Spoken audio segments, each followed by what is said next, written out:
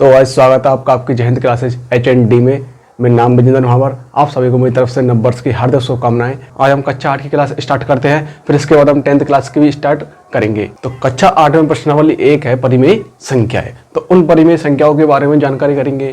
पूर्ण संख्या कौन सी होती है, पूर्णांक संख्या कौन सी होती है, प्राकृतिक संख्या कौन सी होती है, परिमेय संख्या कौन सी होती है, परिमेय संख्या कौन सी होती है, इनके बारे में हम देखेंगे। फिर इसमें कुछ नियम होते हैं, शब्दवृत्त के नियम, सहचारिता, क्रम विनिमय, योज्य प्रतिलोम, गुणन प्रतिलोम, वितरकता के नियम के बारे में जानकारी करेंगे। तो देखते हैं प्राकृतिक संख्याएं कौन सी होती है। तो प्राकृतिक संख्याएं वो होती है, जितनी पॉजिटिव संख्याएं होती है वे सब प्राकृतिक संख्याएं कहलाती है। धनात्मक जितनी भी संख्या वे सब कौन सी संख्या कहलाती है, प्राकृतिक संख्याएं। तो देखो 1 से स्टार्ट होती है हमारी धनात्मक संख्याएं, 1 2 3 4 5 डॉट डॉट डॉट, ये सभी कौन सी है। और आगे आने वाली संख्या सभी कौन सी कहलाएंगी, प्राकृतिक संख्याएं। जितनी धनात्मक संख्या वे सभी कौन सी होती है, प्राकृतिक संख्याएं प्राकृतिक संख्याएं होती है। अब देखो पूर्ण संख्या, पूर्ण संख्या कौन सी होती है, पूर्ण संख्या कौन सी होती है, वे संख्याएं जिनमें 0 और सभी धनात्मक संख्याएं होती हैं। वे संख्याएं जिनमें 0 और सभी धनात्मक संख्याएं होती है, पूर्ण संख्याएं कहलाती है। तो पूर्णांक संख्या कौन सी संख्या होती है, वे संख्याएं जिनमें धनात्मक, ऋणात्मक और 0 तीनों संख्याएं शामिल हो। धनात्मक, ऋणात्मक और 0 तीनों संख्याएं शामिल हो तो कौन सी संख्या कहलाती है, पूर्णांक संख्याएं कहलाती है। अब देखो मैं 0 लिख देता हूं बीच में, ये लिख दिया मैंने 0। अब क्या करूंगा, इधर 1 2 3 4 dot dot dot, comma comma comma, 1 2 0 1 2 3 4, ये सब कौन सी हो गई, धनात्मक संख्या। और पूर्ण अंक, पूरी संख्या आ रही है इसमें। तो देखो 1 2 3 4, minus minus minus minus dot dot dot, ये कौन संख्या कहलाएगी, पूर्णांक संख्या है।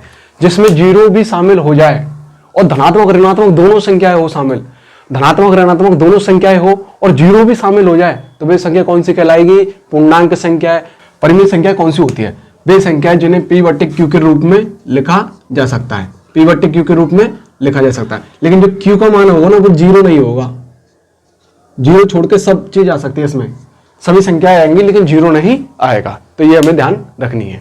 अब परिमेय संख्याओं की एक बात और होती है कि वे जो संख्या होती है ना, ये परिमेय संख्या कौन सी संख्या होती है, वे संख्या है जो दशमलव के बाद शांत या समान आवृत्ति की होती है, शांत या समान आवृत्ति की होती है। अब शांत कैसे, कि देखो मैं लिख दिया 3.45, फिर लिख देता हूं मैं 4 5, फिर लिख देता हूं 4 5, ये समान आवृत्ति बढ़ रही है। देखो ये समान होती जा रही है ना आवृत्ति, तो ये कौन संख्या कहलाएगी, परिमेय संख्या कहलाएंगी, जो समान आवृत्ति से बढ़ती जा रही है। और लिख देता हूं 5.27, 5.27, अब ये कौन संख्या है, परिमेय संख्या। क्यों, क्योंकि यहीं खत्म हो गई, ये यहीं पे खत्म हो गई। तो देखो परिमेय संख्या लिखते कौन कौन सी होती है, 2/5, 3/5, 6/7, 8/9 डॉट डॉट डॉट। और इसमें परिमेय संख्याओं में एक और होती है क्या, कि 0, इसमें 0 भी आता है, लिख देता हूं मैं 0 भी आता है। और √36, इसका वर्गमूल लेंगे तो कितना आएगा, 6। तो इस प्रकार ये रूट भी इसमें भी हो सकती है, √36। और देखो यदि मैं लिख देता 1/25 रूट, तो ये परिमेय संख्या है, क्योंकि अपन इसका परफेक्ट, क्योंकि अपन इसका स्क्वायर लेंगे तो क्या जाएगा 1/5, ये परिमेय संख्या है। इस प्रकार अन्य प्रकार की परिमेय संख्या होती है। अब देखो अपरिमेय संख्या, अपरिमेय संख्या तो परिमेय संख्या तो होती है P/Q के रूप में लिखा जा सकता है, लेकिन अपरिमेय संख्या कौन सी होती है, इसमें क्या होगा, ये √3 अपरिमेय, √5 अपरिमेय, √7 अपरिमेय, √8 अपरिमेय संख्या है।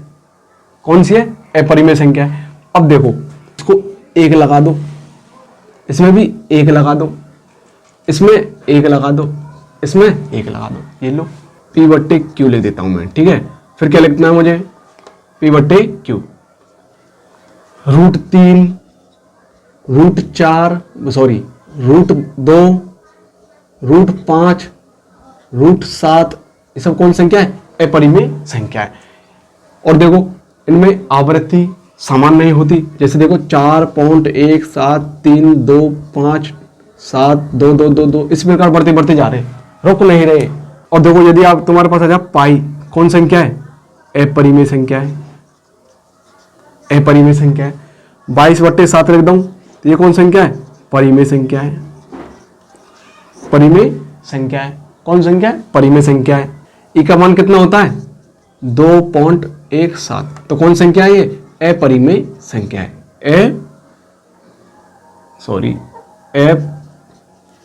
अपरिमेय संख्या है। कौन संख्या है ये? अपरिमेय संख्या है। इस प्रकार हमें प्राकृतिक संख्या है, पूर्ण संख्या है, पूर्णांक संख्या है, परिमेय संख्या है, अपरिमेय संख्या है का ज्ञान कर लिया। अब आगे हम गुणधर्मों पर चलते हैं। देखो ये गुणधर्म है सब्रत, क्रमविनिमय, सहचार्यता, योज्य प्रतिलोम, गुणन प्रतिलोम और वितरता। इन सब के बारे में हम जानकारी लेंगे। तो एक एक करके हम पढ़ते हैं सब्रत। सबसे पहले हम सब्रत के नियम को पढ़ते हैं। तो देखो इसमें ए और बी दो संख्या हो गई। अब दो संख्या कोई सी भी हो सकती है, पूर्णांक संख्या भी हो सकती है, पूर्ण संख्या हो सकती है, प्राकृतिक संख्या हो सकती है, परिमेय संख्या हो सकती है, अपरिमेय हो सकती है। तो अब देखो नंबर 1 इसके बारे में पढ़ेंगे योग। एक तो होगा योग और दूसरा घटाना, तीसरा गुणन, चौथा विभाजन। इनके बारे में देखते हैं। अब देखो ए और बी, ए प्लस बी तो बराबर क्या आएगा? ए प्लस बी। तो ऐसा करते हैं, अब इनके बदले अपन संख्या रखते हैं पॉजिटिव, प्राकृतिक संख्या रखते हैं। 1 + 2 रख लिया अपन ने। ए का मान 1, बी का मान 2 रख लिया। कितना आ गया? 3। कितना आ गया? 3 आया। किसमें से?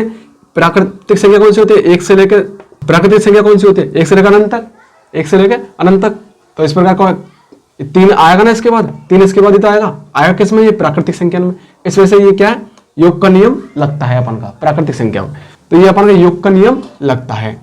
और यदि परिमेय संख्या जोड़ेंगे अपन, परिमेय संख्या को योग करने पर क्या आएगा? परिमेय संख्या ही आएगी। जैसे मैं बताता हूं तुम्हें, 2/3 लिख लिया और 1/3 लिख लो, ये दोनों परिमेय संख्या है। इन दोनों को जोड़ो, कितना आ रहा है? 3/3। तो कितना आ गया? 1। परिमेय संख्या है 1। कौन सी है? परिमेय संख्या। इसका उदाहरण लिख लेता हूं, 2/5 प्लस बी का मान 3/5। अब दोनों का योग करेंगे तो 5/5 आ गया। तो कितना आ गया? 1। ये कौन संख्या? परिमेय संख्या है, परिमेय संख्या है। ये परिमेय संख्या का योग करने पर कौन संख्या आ रही है? परिमेय संख्या आ रही है 5/5 के रूप में, बराबर 1 आ गया। अब इसी प्रकार घटाएंगे अपन। तो देखो घटाएंगे कैसे? ए का मान ले लिया मैंने 2, बी का मान ले लिया मैंने 3, ठीक है। अब घटाओ a माइनस बी, तो घटाओ ए का मान ले लिया मैंने 2, बी का मान ले लिया मैंने 3, तो घटा के देखो कितना आ रहा है? माइनस के 3 आ रहा है। तो इसका मतलब ये नियम अपन के में लागू नहीं होगा। पॉजिटिव संख्या आएगी, ये तो सारी पॉजिटिव संख्या आनी चाहिए, ये तो नियम लागू होगा नहीं। ये नियम कौन संख्याओं पर लागू नहीं होगा? पूर्ण संख्याओं पर लागू नहीं होगा। पूर्ण संख्या कौन सी होती है अपन की? पॉजिटिव होती है। पूर्ण संख्या कौन सी होती है अपन की? पॉजिटिव होती है, 0 होता है। प्राकृतिक संख्याओं पर भी लागू नहीं होगा फिर तो ये नियम। फिर ये किस पे नियम, ये नियम किस पे लागू होगा? ये नियम लागू होगा अपन का, ये किस में आता है? 0, 1, 2, 3, 0, -1, -2, -3 किस में आते हैं? ये आते हैं पूर्णांक संख्या में। तो ये नियम पूर्णांक संख्या पर लागू होगा, ये वाला नियम। लेकिन प्राकृतिक संख्या पर लागू नहीं होगा, पूर्ण संख्या पर लागू नहीं होगा। ये नियम सिर्फ किस पर लागू होगा? पूर्णांक संख्या पर लागू होगा। कौन सी संख्या पर होगा? पूर्णांक संख्या पर लागू होगा। अब देखो यदि और देखो इसका गुणन कैसे करते हैं? ए गुना बी। यदि मैंने 2/3 2 गुना 3 लिख लिया मैंने, तो कितना आ गया? 3 दूनी 6। यदि मैं यदि मैं इसे परिमेय संख्या के रूप में लिखता, ए का मान लिख लिया मैंने 5/3। ए का मान कितने लिख लिया मैंने? 5/3 गुना 2/7। तो ये परिमेय संख्या होंगी। परिमेय संख्याओं को आपस में गुना करने पर क्या आता है? परिमेय संख्या आता है। 5 दूनी 10 और 7 या 21। 5 दूनी 10, 7 या 21। ये कौन संख्या हो गई? परिमेय संख्या। अब विभाजकता का नियम देखो, a/b a भाग b। अब मैं लिख देता हूँ इसमें 2 भाग 3, 2 भाग 3 लिख लेता हूँ। तो भाग का नियम देखते हैं लागू होता है या नहीं होता है। ये कौन संख्या है? ये प्राकृतिक संख्या है। ये कौन संख्या है? ये प्राकृतिक संख्या है। कौन संख्या है? ये दोनों प्राकृतिक संख्या है, पूर्ण संख्या भी है, पूर्णांक संख्या में भी आती है ये। तो देखो 2/3 हो जाएगा, ये कितना हो जाएगा? 2/3। लेकिन ये तो अब कौन सी हो गई? ये हो गई परिमेय संख्या। अब कौन सी आ गई संख्या? ये परिमेय संख्या आ गई। लेकिन अपन ने क्या लिखी? ये प्राकृतिक संख्या, पूर्णांक संख्या में भी है, पूर्ण संख्या भी है ये। इसी प्रकार ये प्राकृतिक संख्या, पूर्ण संख्या, पूर्णांक संख्या हो गई। लेकिन गुणा भाग दिया तो अपन ने कौन सी आ गई? परिमेय संख्या। तो इसका मतलब ये है कि ये नियम लागू नहीं होगा, ये नियम लागू नहीं होगा। इसमें 2 नियम लागू हो रहे हैं, एक तो ये वाला और एक ये वाला। ये सिर्फ पूर्णांक संख्या पर लागू होता है। कौन संख्या पर लागू होता है? पूर्णांक संख्या पर। कौन संख्या पर लागू होता है? पूर्णांक संख्या पर। और यदि परिमेय संख्या देखते हैं अपन, मैं लिख 2/3 भाग 4/5, 2/3 भाग 4/5। अब देखते हैं क्या आता है इसमें। परिमेय संख्या का उदाहरण ले लिया अपन ने, ये a का मान हो गया, ये b का मान हो गया, भाग दे रहे 2 भाग। तो देखो 2/3 गुना 5/4, ये 5/4 कैसा आ गया? क्योंकि भाग के बाद क्या करना हमें? व्युत्क्रम। भाग के बाद आने वाली संख्या क्या करेंगे? व्युत्क्रम। तो करो, 2 बार कट गया तो 5 एकम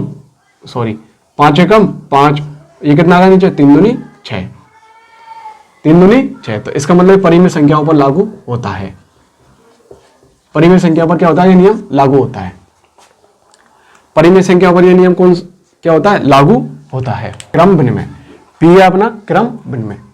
अब देखो a, b, ये कोई 2 संख्या है, ये मैंने 2 संख्या लिख ली, a प्लस b। मुझे क्या लिखना? क्रम विनिमय। अब मैं क्रम बदल देता हूं, इधर की साइड क्या कर देता हूं? क्रम बदल देता हूं, b प्लस a कर देता हूं, b प्लस a कर दूंगा। अब मुझे संख्या लेनी है, a की बदले ले लेता हूं मैं 2, b की बदले ले लेता हूं 3, लिख दिया अपन बराबर। इधर 3 प्लस a, 2, इन दोनों को जोड़ेंगे तो कितना आ जाएगा? 5। इन दोनों को जोड़ेंगे तो भी कितना आ रहा है? 5। इन दोनों को जोड़े तो भी कितना आ रहा है? 5। इसमें योग का नियम लागू होता है, इसमें योग का नियम लागू होता है। अब मैं परिमेय संख्या ले लेता हूं, 2/5 ले लेता हूं, प्लस 6/5 ले लिया। अब क्या करना मुझे? अब देखो दोनों को जोड़ो तो कितना आ जाएगा? 8/5। और ये भी परिमेय संख्या, ये भी परिमेय संख्या, ये भी परिमेय संख्या। परिमेय संख्या का योग करने पर क्या आएगा? परिमेय ही संख्या आ रही है। तो यहाँ पर मैं परिमेय संख्या, चाहे भले इस संख्या को इधर लिख दूं, चाहे इधर उधर लिख दूं, कोई फर्क नहीं पड़ेगा। योग में क्रम विनिमय में कोई फर्क नहीं पड़ता है, क्रम बदलने पर कोई फर्क नहीं पड़ता है, योग करने पर। अब देखो घटाना, अब कैसे घटाएंगे? a - b बराबर b - a। ये नियम लागू नहीं होएगा, घटाने का नियम लागू नहीं होता है क्रम विनिमय में। अब देखो कैसे उदाहरण देखते हैं। a का मान ले लिया मैंने 3, b का मान ले लिया मैंने 4, फिर इधर देखो बराबर, कितना बराबर के बाद में b का मान 4, a का मान 3। अब देखो घटाने को माइनस के 1 और प्लस के 1, क्या ये दोनों बराबर है? नहीं है ना, तो ये देखो क्रॉस।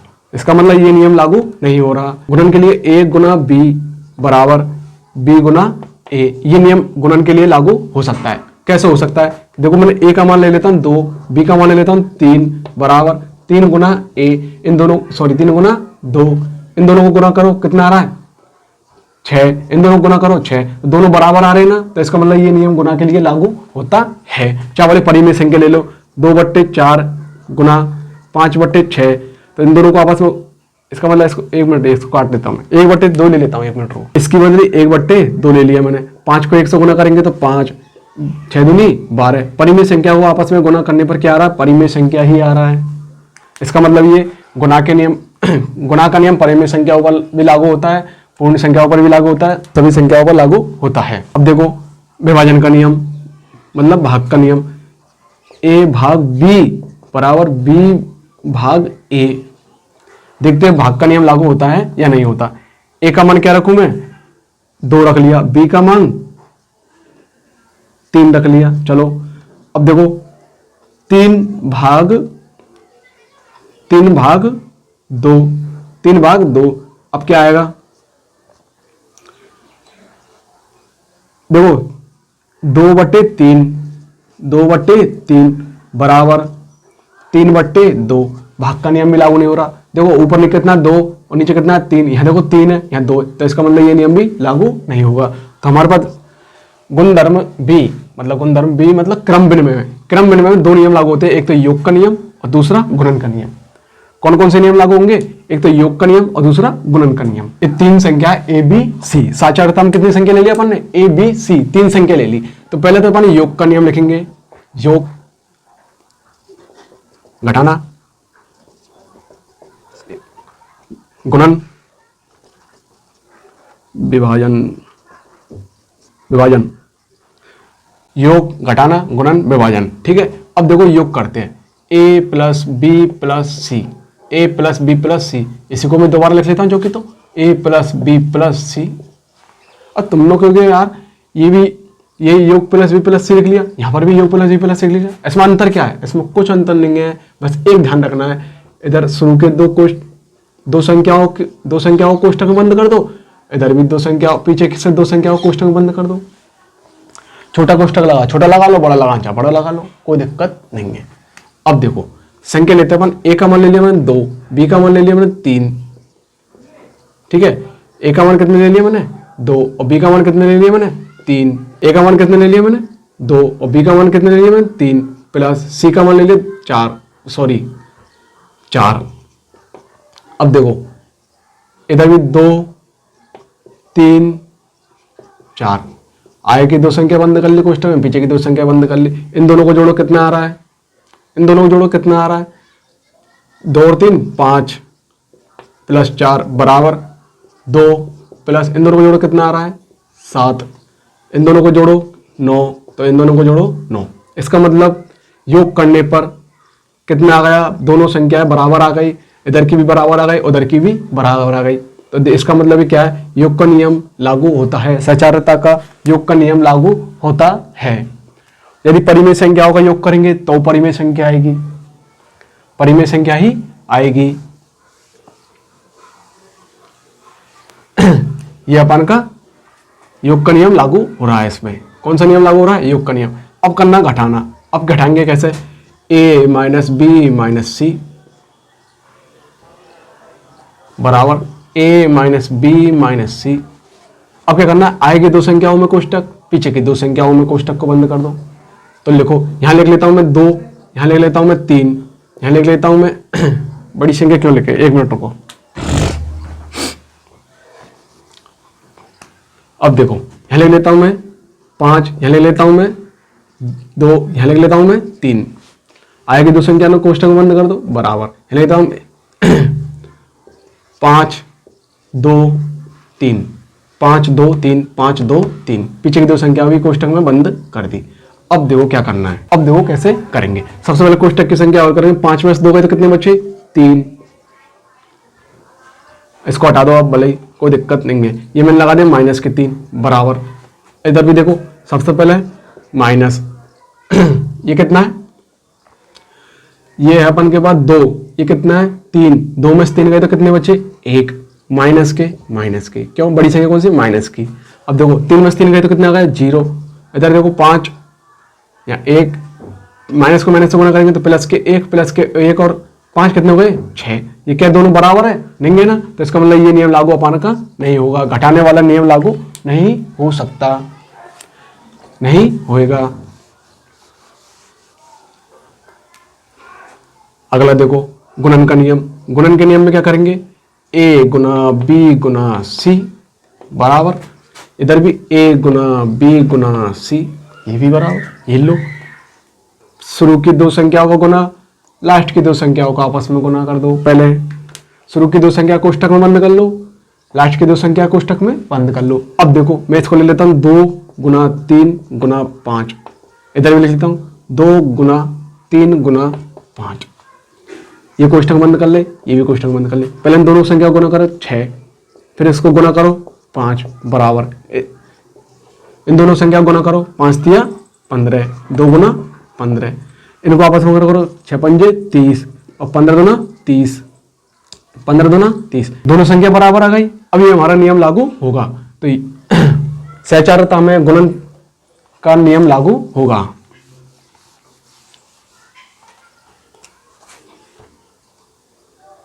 अब देखो अगला विभाजन का नियम। विभाजन का नियम लागू होगा या नहीं होगा। तो देखो a भाग b, ठीक है, गुना सॉरी भाग c बराबर, इसी प्रकार इसमें देखो a भाग b भाग c, a भाग b भाग c, a भाग b भाग c, a भाग b भाग c। अब देखो सबसे पहले क्या करेंगे, इन दोनों संख्याओं का हल करेंगे। तो a बट्टे b आ गया हमारे पास, a बट्टे b आ गया। फिर इसका क्या करेंगे, इसका भी उल्टा कर देंगे, इसका क्या करेंगे, उल्टा कर देंगे। तो करो 1 बट्टे c आ गया। इधर देखो, इधर देखो, इधर देखो।